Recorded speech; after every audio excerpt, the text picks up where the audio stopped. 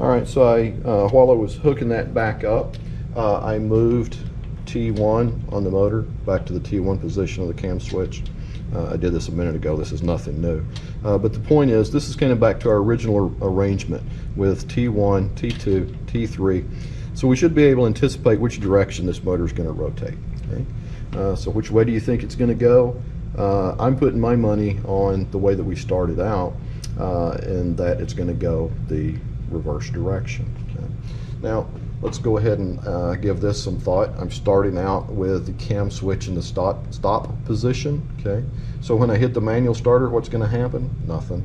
Let's give this thing some power. Let's turn it on. Okay, obviously the motor's not running. Okay, switch the manual starter back off.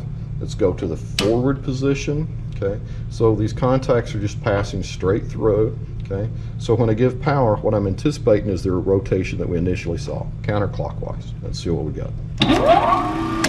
Okay. All right, so there we go. We can obviously see that this thing is spinning counterclockwise.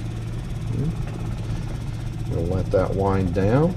While that's taking place, we'll switch our cam switch to the reverse direction. Okay. Now what we saw from our schematic is that L3 still just passes straight through, but that we've crossed. T1 is going to connect to T2, and that's going to power the T2 position on the motor. And T2 is going to connect to T1, and that's going to power the T1 position on the motor.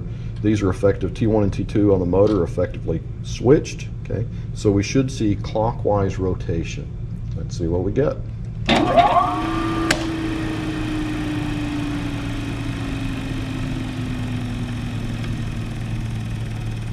All right, so clearly what we've done with this lab is to make minimal modifications to our previous example. I took the lamps out, I added the cam switch, and we added forward and reverse capability.